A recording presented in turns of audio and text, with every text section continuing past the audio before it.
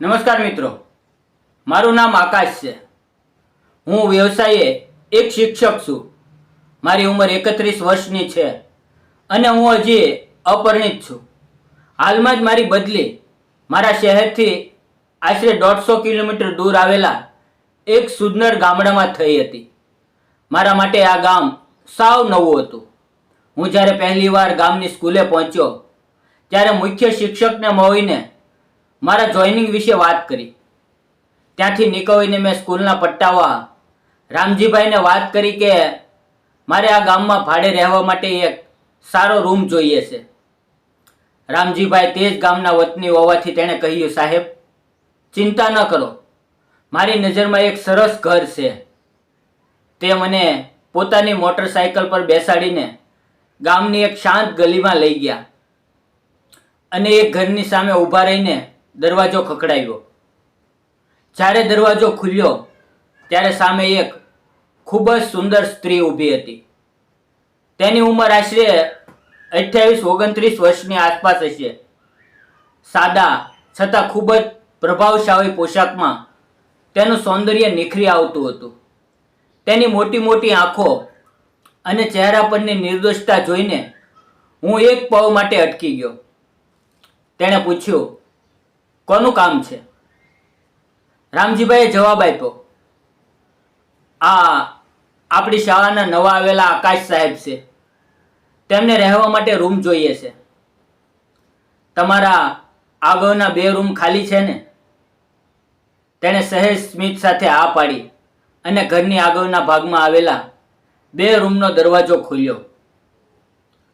ઘર થોડા સમયથી બંધ હોવાથી સામાન્ય ધૂળ હતી, પણ અંદરથી ખૂબ જ હવા ઉજાસવાળું અને સુંદર હતું. તેણે કહ્યું, અહીંયા સવારે વહેલા પાણી આવે છે, જે તમારે જાતે ભરી લેવું પડશે અને ભાડું દર મહિને 3000 રૂપિયા થશે. મને રૂમ બહુ ગમ્યા એટલે મેં તરત જ હા પાડી દીધી. જ્યારે મેં એડવાન્સ પૈસા આપવાની વાત કરી ત્યારે તેણે સાવ સરળતાથી ના પાડી દીધી કે તેની કોઈ જરૂર નથી. તેનો આ વિશ્વાસ મને સ્પર્શી ગયો. તેણે અમને આગ્રહ કરીને અંદર બોલાવ્યા અને સરસ ચા પીવડાવી. ચા પીધા પછી અમે ત્યાંથી નીકળ્યા અને જતાં જતાં મેં તેનું નામ પૂછ્યું તો તેણે પોતાનું નામ પાયલ જણાવ્યું. 2 દિવસ પછી હું મારો થોડો સામાન લઈને ત્યાં રહેવા આવી ગયો. જ્યારે મેં રૂમમાં પ્રવેશ કર્યો ત્યારે હું આશ્ચર્યચકિત થઈ ગયો, કારણ કે પાયલે બંને રૂમને સાફ કરીને એકદમ ચમકાવી દીધા હતા. અમારા ઘર બિલકુલ સામસામે હતા. વચ્ચે માંડ 10 ફૂટનું અંતર હતું. મને જાતે રસોઈ બનાવવાની આદત હતી, તેથી હું ગામની દુકાનેથી કરિયાણું લઈ આવ્યો અને જાતે જ રાંધીને ખાવા લાગ્યો. મારી દિનચર્યા ગોઠવાઈ ગઈ હતી. સવારે વહેલા ઉઠવું, પાણી ભરવું, રસોઈ બનાવવી અને સ્કૂલે જવું. એક સાંજે હું શાળાએથી આવીને પુસ્તક વાંચવામાં મશગુલ હતો. ત્યાં જ દરવાજે ટકોરા પડ્યા. દરવાજો ખોલ્યો તો સામે પાયલ હાથમાં જમવાનો ડબ્બો લઈને ઊભી હતી. તે પ્રેમથી બોલી, સાહેબ તમે આખો દિવસ બાળકોને ભણાવો છો અને પછી આવીને જાતે રસોઈ બનાવો છો. એ સારું નથી લાગતું. આજથી તમારા બંને ટાઈમની રસોઈ હું જ બનાવી આપીશ. મિત્રો, તેની વાતોમાં એટલી મમતા હતી કે હું ના ન પાડી શક્યો. તે દિવસે તેના હાથની ગરમા ગરમ રસોઈ ખાઈને મારું મન તૃપ્ત થઈ ગયું. જ્યારે હું ડબ્બો ધોઈને પાછો આપવા ગયો ત્યારે મેં સહજતાથી પૂછ્યું, પાયલજી, તમે આ ઘરમાં એકલા જ રહો છો? તમારા લગ્ન? આ સાંભળતા જ તેનો ચહેરો ઉદાસ થઈ ગયો. તેણે ભીની આંખો સાથે કહ્યું, સાહેબ હું એક વિધવા છું. 2 વર્ષ પહેલા મારા પતિ ખેતરમાં કામ કરતા હતા ત્યારે સાપે કરડવાથી તેનું અવસાન થયું હતું. મારા માતા પિતા બાજુના ગામમાં રહે છે અને આ મારા પતિનું ઘર છે. તેની આ નાની ઉંમરની મોટી વેદના સાંભળીને મારું હૃદય ધ્રુજી ઉઠ્યું.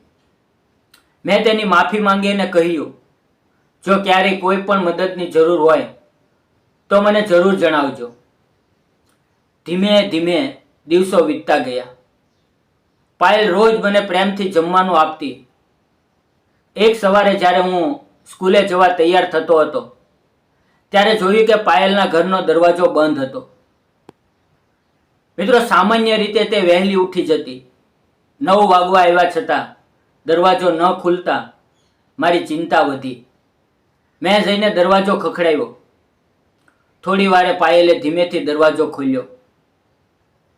તેનો ચહેરો એકદમ ફિક્કો પડી ગયો હતો.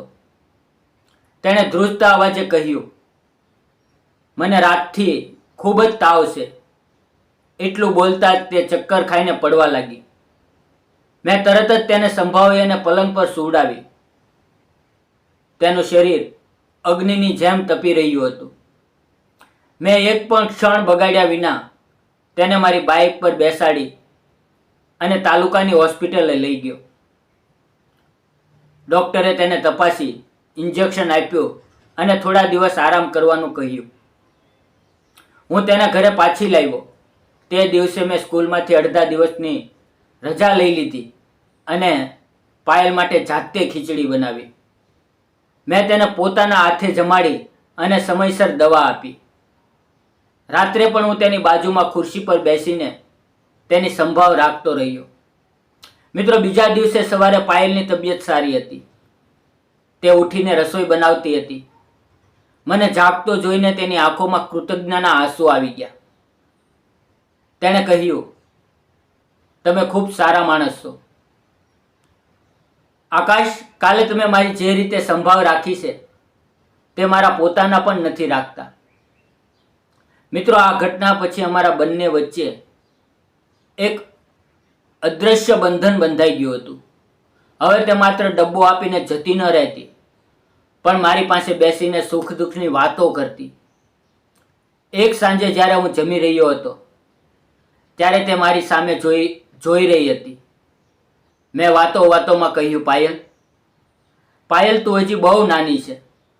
તારી સામે આખી જિંદગી પડી છે. તેણે નિસાસો નાખીને કહ્યું, આ સમાજમાં એક વિધવા સ્ત્રી સાથે કોણ લગ્ન કરશે? મારું જીવન આ એકલતામાં જ પૂરું થઈ જશે. તેના અવાજનું દર્દ મારાથી સહન ન થયું. મેં ધીમેથી તેનો કોમળ હાથ મારા હાથમાં લીધો. પાયલ ચમકી ગઈ, પણ મેં તેની આંખોમાં આંખો પરોવીને કહ્યું, પાયલ, તું ખૂબ જ પવિત્ર અને સુંદર મનની સ્ત્રી છે. હું તને દિલથી પ્રેમ કરવા લાગ્યો છું. શું તું મારી સાથે લગ્ન કરીને મને તારા જીવનમાં સ્થાન આપીશ? પાયલ સ્તબ્ધ થઈ ગઈ. તેણે રડતા રડતા કહ્યું, તમે એક પ્રતિષ્ઠિત શિક્ષક છો. સમાજ શું કહેશે? એક વિધવા સાથે લગ્ન? મેં મક્કમતાથી કહ્યું, સમાજ આપણું સુખ જોવા નથી આવ્યો. જીવવાનો હક દરેકને છે. હું વચન આપું છું કે હું તને હંમેશા ખુશ રાખીશ. પાયલ રડી પડી અને તેણે સહમતિ આપી દીધી. મિત્રો, હું પાયલને મારા ઘરે લઈ ગયો અને મારા માતા પિતાને તેના ભૂતકાળ વિશે બધી સાચી વાત જણાવી. મારા માતા પિતા ખૂબ જ દયાળુ અને સમજદાર હતા. તેમણે પાયલની નિર્દોષતા અને સંસ્કાર જોઈને તરત જ આ લગ્ન માટે આશીર્વાદ આપ્યા. ગામના નાના એવા મંદિરમાં સાદાઈથી અમારા લગ્ન સંપન્ન થયા. આજે મેં લગ્ન કર્યાને 1 વર્ષ થઈ ગયું છે. અમારો આ નાનો સંસાર પ્રેમ અને ખુશીઓથી મહેકી રહ્યો છે. અને સૌથી મોટી ખુશીની વાત એ છે કે પાયલ અત્યારે ગર્ભવતી છે. ટૂંક સમયમાં જ અમારા ઘરમાં એક નાનકડું મહેમાન આવવાનું છે. મિત્રો, જીવનમાં ગમે તેટલું દુઃખ કે એકલતા આવે, પણ સમાજના ડરથી પોતાના સુખનો ભોગ ન આપવો જોઈએ. દરેક વ્યક્તિને ફરીથી જીવવાનો અને પ્રેમ મેળવવાનો પૂરો અધિકાર છે.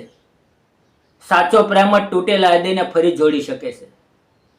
જો તમને આજની વાર્તા ગમી હોય તો પ્લીઝ વિડીયોને લાઇક, શેર અને સબસ્ક્રાઈબ કરવાનું ભૂલતા નહીં. ફરી મળશું આવતીકાલે એક નવા વિડીયોમાં. ત્યાં સુધી આવજો. વિડીયો પૂરો જોવા બદલ આપ સૌ મિત્રોનો દિલથી ધન્યવાદ. આવજો મિત્રો.